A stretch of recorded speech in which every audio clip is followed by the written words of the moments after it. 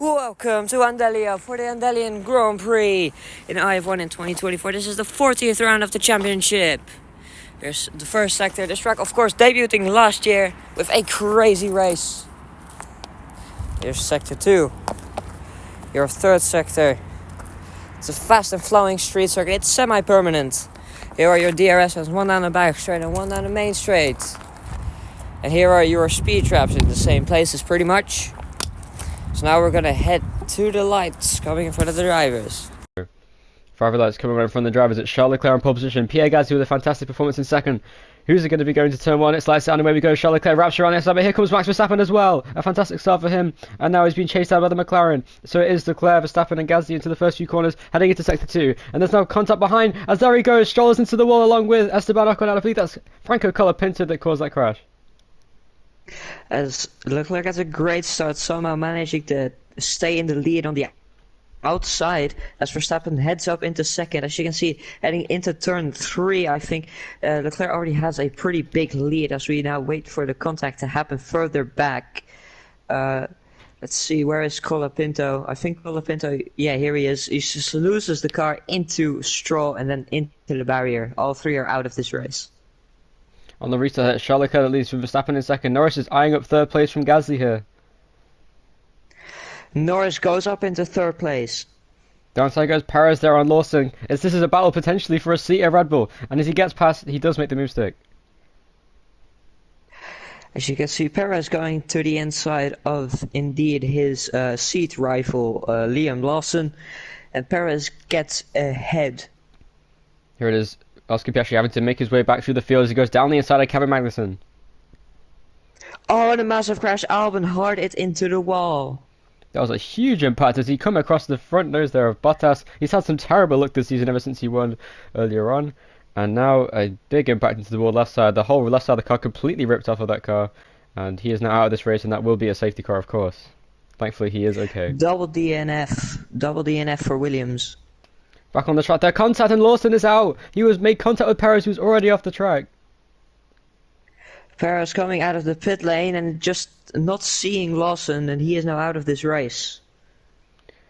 Going back into turn 1 then for the reset. Leclerc as he leads from Verstappen in second and Norris in third. Gasly still holding on to fourth place. Oh, and a tyre failure for Perez into the wall hard.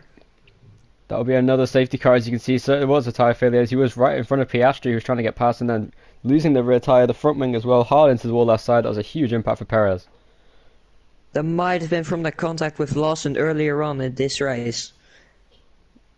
That was a very unfortunate one there for Perez, and that contact from earlier on, it must have been the case, as what caused that very rare tyre failure as he went head-on into the wall and brought out another safety car. Verstappen takes the lead down the inside of Leclerc, but I don't think Leclerc is going to let that slide for long. That was a fantastic move from Verstappen, very opportunistic, as he went right past the safety car line, and as soon as he did, he went straight down the inside of Charles Leclerc, shades of Zandvoort 2022. That was a fantastic overtake. Piastri to the inside of Alonso. Charles Leclerc right on the back of Verstappen. That Ferrari is looking pacey here today as he goes to the inside into turn 1. He does retake the lead going into turn 1, and he will preserve it. Leclerc back into the lead of this race. He got a good run heading to the final 2 corners. He goes to the inside. Verstappen tries to go defensive, but it doesn't work. Leclerc is back into the lead of this race. Charles Leclerc then it is. He wins the Andelian Grand Prix. So it's Leclerc then on top of the timesheet. And it's Verstappen, Norris, Gasly, Russell, Sainz, Hülkenberg, Tsunoda, Hamilton, Piastri. Still coming back to 10th after taking an engine penalty, dropping down all the way to last place. He managed to recover to 10th, which is great for him.